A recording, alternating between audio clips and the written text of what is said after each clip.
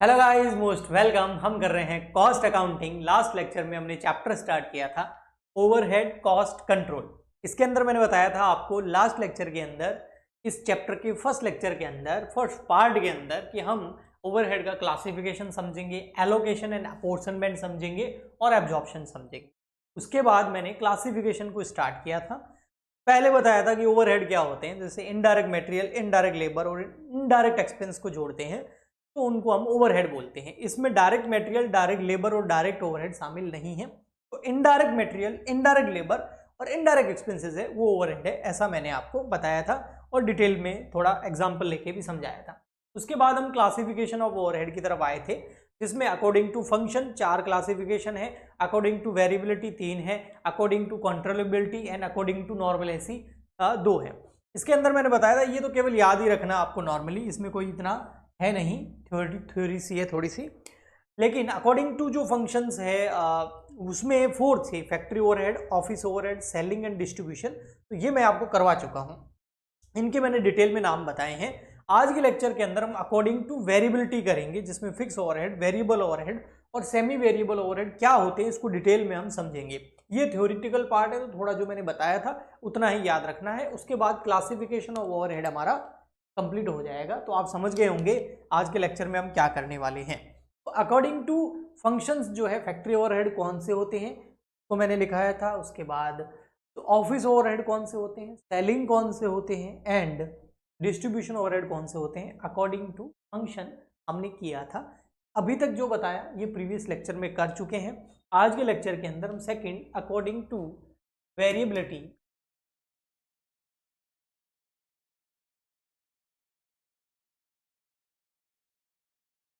Overhead देखेंगे। के अंदर हमारे पास 3 टाइप के ओवरहेड हैं। ठीक है, first fixed overhead.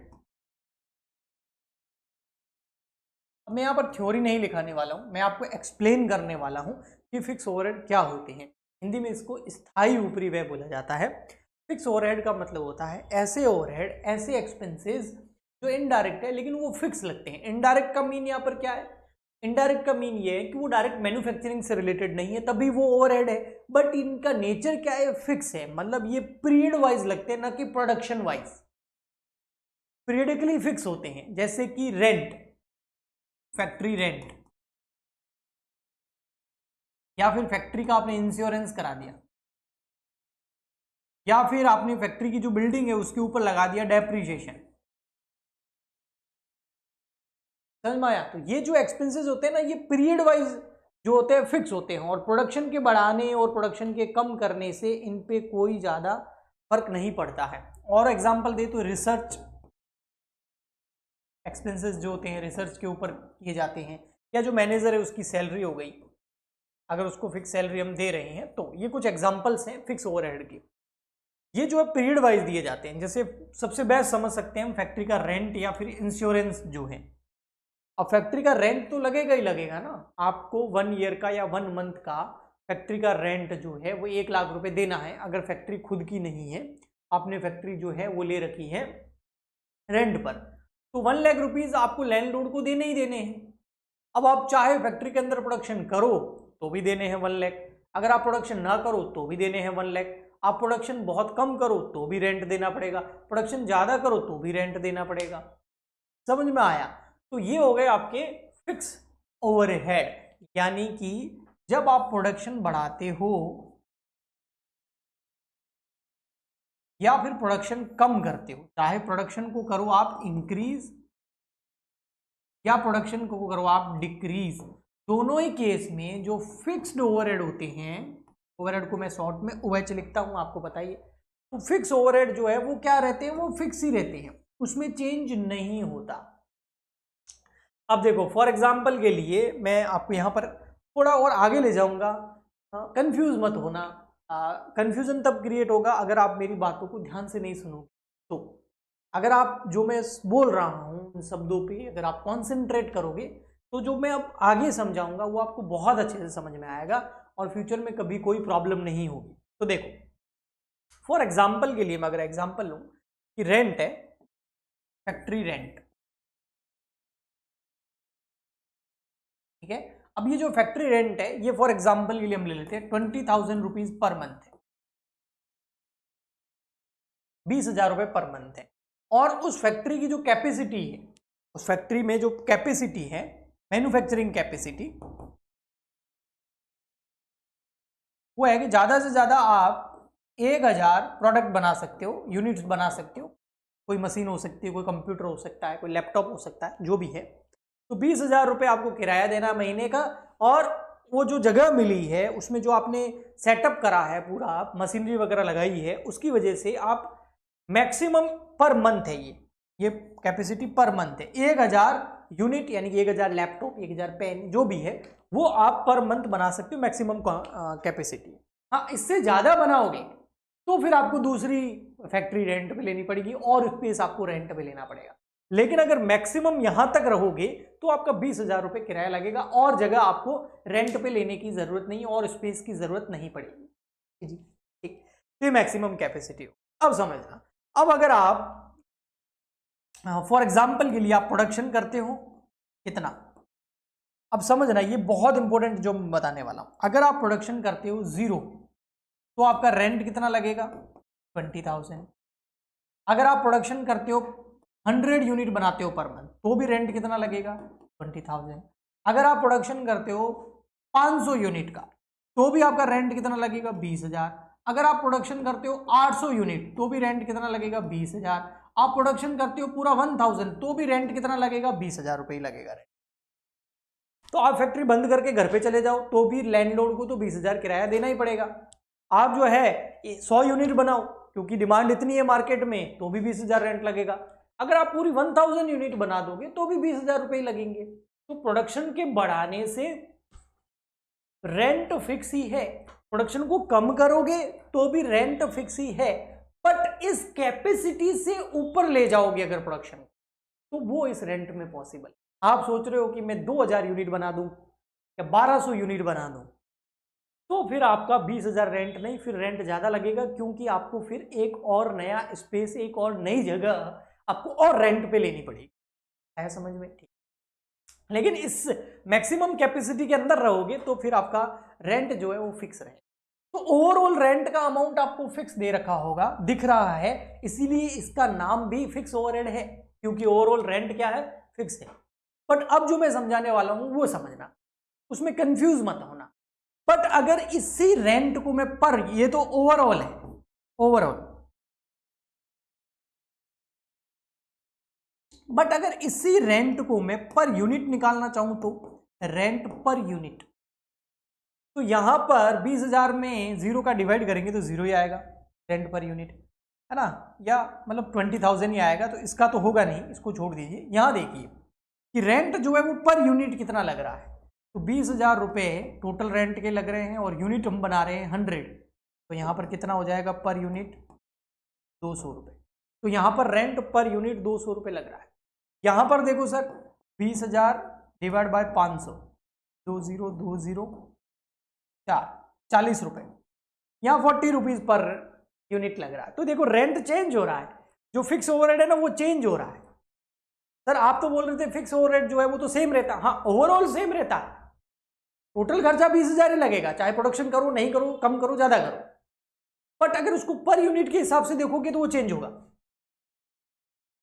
20,000 divide by 800, 20 rupees, 20,000 divide by 1,000, मैंने थोड़ा रॉन्ग किया है क्या, कैलकुलेशन मिस्टेक हो सकती है, तो मेरा मेन फोकस आपको समझाने पे है।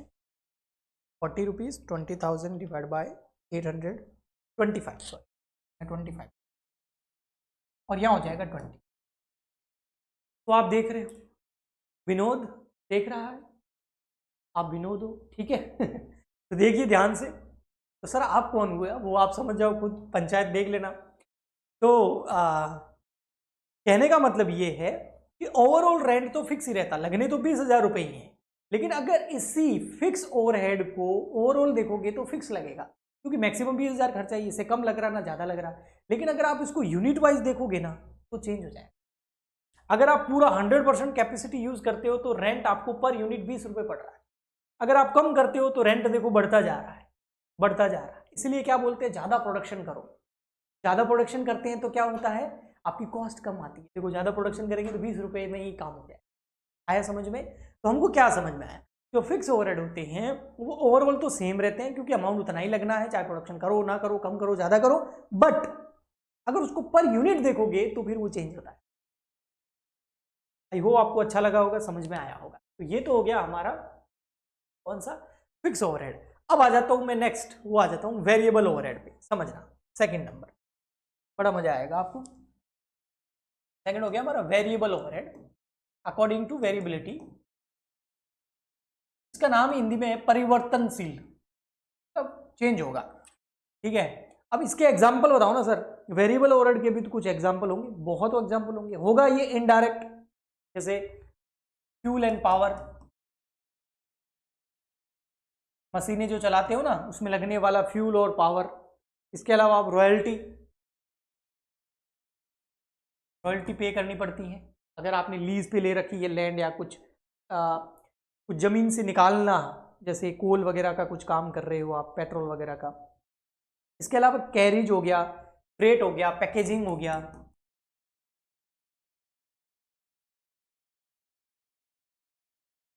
हो गया। ये जितने भी खर्चे हैं ना, ये इनडायरेक्ट एक्सपेंस है। अब यहां पर मैं मटेरियल नहीं लूंगा, वैसे मटेरियल भी वेरिएबल ओवरहेड होता है एक तरह का, क्योंकि मटेरियल प्रोडक्शन बढ़ाएंगे तो मटेरियल ज़्यादा लगेगा, और प्रोडक्शन कम करेंगे तो कम लगेगा। लेबर भी ऐसा ही नेचर का होता है कि प्रोडक्शन ज़्यादा करोगे तो लेबर ज़्यादा लगेगी, मजदूर ज़्यादा लगेंगे, और अगर प्रोडक्शन कम करोगे तो, और नहीं करोगे तो नहीं लगेंगे। समझ में आया? बट हम यहाँ पर डायरेक्ट मटेरियल की बात नहीं कर रहे हैं, डायरेक्ट लेबर की बात नहीं कर रहे हैं, हम बात कर रहे हैं इनडायरेक्ट मटेरियल और इनडायरेक्ट एक्सपेंसेस। तो ये इनडायरेक्ट एक्सपेंसेस है, ये उस मटेरियल और लेबर जो डायरेक्ट लगते हैं उसके अलावा लगते हैं, क्योंकि हम ओवरहेड की बात कर रहे हैं। तो अब ये जो है ना, ये फ्यूल हो गया, पावर हो गया, रॉयल्टी हो गया, कैरेज हो गया, फ्रेट हो गया, है ना, और पैकिंग हो गया, पैकेजिंग हो गया, ये सब खर्चे क्या है कि प्रोडक्शन बढ़ाने पर, अगर आप प्रोडक्शन बढ़ाओगे, ये है प्रोडक्शन आपका, अगर आप प्रोडक्शन इंक्रीज करोगे तो ये एक्सपेंस भी इंक्रीज होंगे, यानी कि जो वेरिएबल ओवरहेड है वो कांस्टेंट रही नहीं रहेंगे, वो भी इंक्रीज होंगे उसी हिसाब से, उसी प्रपोर्शन में इंक्रीज होंगे। और अगर आप प्रोडक्शन डिक्रीज करोगे तो ये एक्सपेंस भी डिक्रीज हो जाएंगे उसी प्रपोर्शन। अगर आप प्रोडक्शन बंद कर दोगे, आप फैक्ट्री पे लोग लगा के आगे, भैया 1 महीना जो है काम नहीं होगा, किसी वजह से कोई स्ट्राइक हो गई, लॉकडाउन हो गया मान लेते हैं, तो फिर फ्यूल लगेगा क्या? नहीं लगेगा, रॉयल्टी भी नहीं लगेगी, मशीन चलेगी नहीं तो ऑयल कहां से डालेंगे, मशीन चलेगी नहीं तो पावर क्यों यूज होगा, है ना, पैकेजिंग किस चीज की करेंगे, भाड़ा किस चीज का लगेगा। समझ में आया?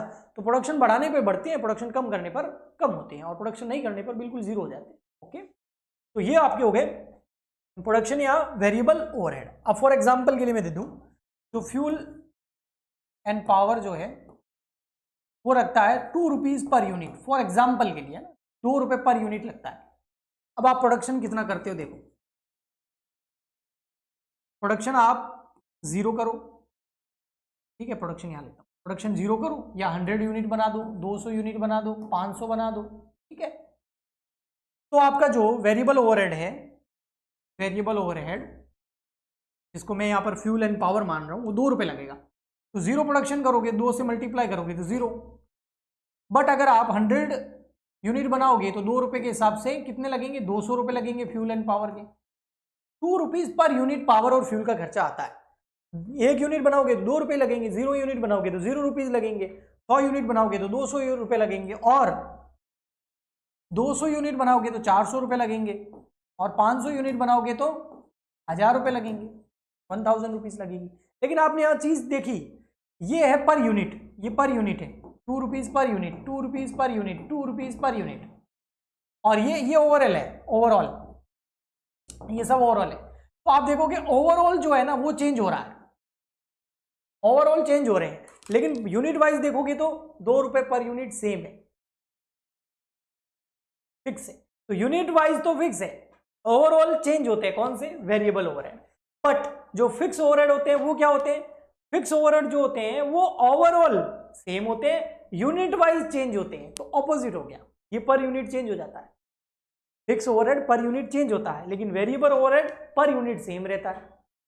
फिक्स ओवरहेड ओवरऑल सेम रहता है, लेकिन वेरिएबल ओवरहेड ओवरऑल आया समझ में? तो थोड़ा सा मैं एक्स्ट्रा आपको बताया है, बाकी अधिकतर लोग क्या करते हैं, सिंपल इतना ही बताते हैं, फिक्स ओवरहेड जो होता है वो फिक्स रहता है, प्रोडक्शन बढ़ाने और कम करने से उसमें कोई चेंज नहीं होता, और वेरिएबल ओवरहेड जो होता है वो प्रोडक्शन बढ़ाने पे बढ़ता है, कम होने पे कम करता है, ये वेरिएबल हो इस तरीके से पता। लेकिन मैंने आपको,